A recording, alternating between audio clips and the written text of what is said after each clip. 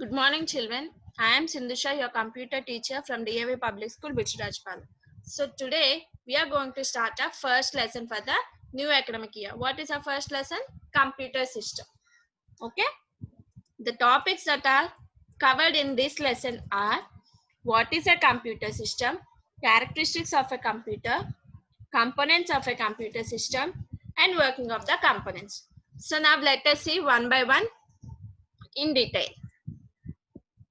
What is a computer system? Computer system refers to a computer along with any software and peripheral devices that are necessary for a computer to make a particular task. That means computer system is connected to any software and various devices like keyboard, mouse, monitor, CPU. These all comes under peripheral devices. These all are necessary now to perform a particular task. Okay, children. Next, characteristics of a computer system. Here are some characteristics of a computer system. Let us see one by one. Speed. No human being can compete to solve the complex computation faster than the computer. Okay. Next one. Accuracy. A computer is designed in such a way that it gives the result accurately. Storage. A computer can store huge amount of data with appropriate format and precision. Diligence. A computer can work for hours without any break and creating any errors. Next one, versatility. Versatility means we can use a computer to perform completely different types of work at the same time. Next one, power of remembering. It can remember data for us and therefore can retrieve old data in no time. Next one, no IQ. A computer does not work without instruction. That means human intervention is always required. Next one is no feeling. That means a computer does not have any emotions, knowledge, experience, or feeling. Next one, components of a computer. The computer system is basically classified into input unit, central processing unit, output unit, secondary memory. Okay, so we all know that a computer follows a basic principle called IPO, which means input, processing, and output. Working of the components. Now let us see the working of the components. You already know, children, we'll be giving the input to the computer through the input unit. For example, like keyboard, mouse, this all comes under input. So we are giving the data as an input to the computer through input unit, and it is being processed in the CPU, and the result is shown through the output. Output like monitor or a printouts. Okay. Next one. While this process is going on, there is one particular unit called internal storage unit, which is particularly responsible for holding the input data that we have given and whatever the process is going on.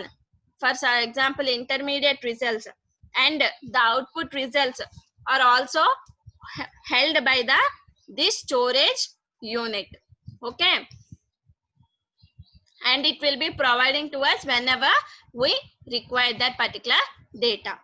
Next, in case if the data that is processed is needed for the future reference, that can be stored permanently using secondary or auxiliary memory.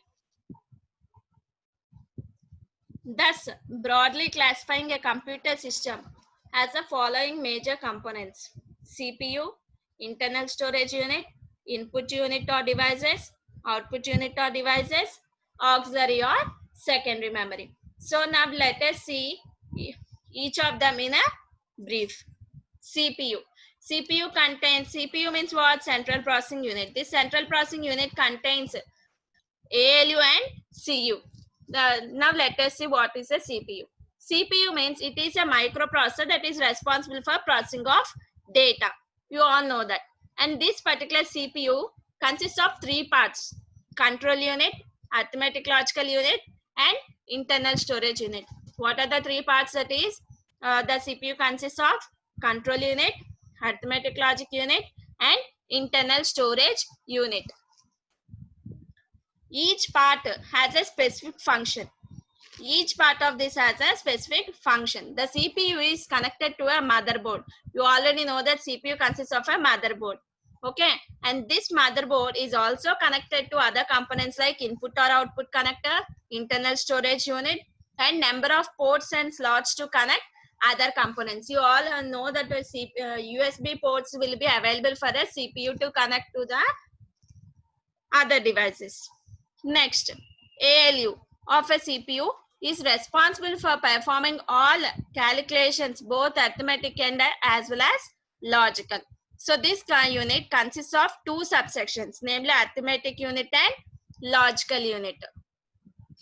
Arithmetic unit is responsible for performing arithmetic operations like addition, subtraction, multiplication, and division. Whereas logical unit, it is used to perform logical operations such as comparing, selecting, matching, and merging of data. Last one, CU. CU means it is a control unit. So it will be containing a circuitry that uses electrical signals to direct the entire computer system to carry out or execute the stored program instructions.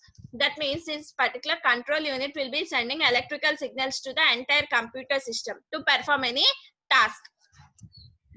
Clear? Next one, internal storage unit.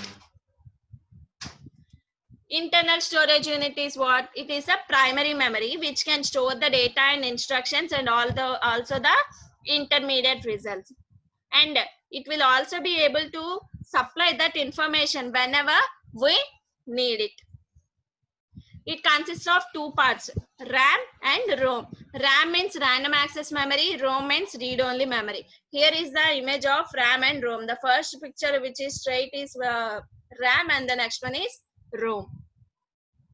Next, now let us see the differences between this RAM and ROM.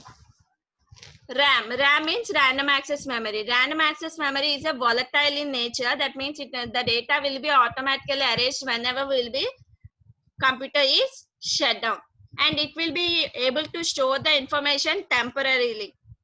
Okay, and it is also very expensive. Okay, children, there are two types of RAM, which is named as static and dynamic memory. Next, coming to ROM. ROM means read-only memory.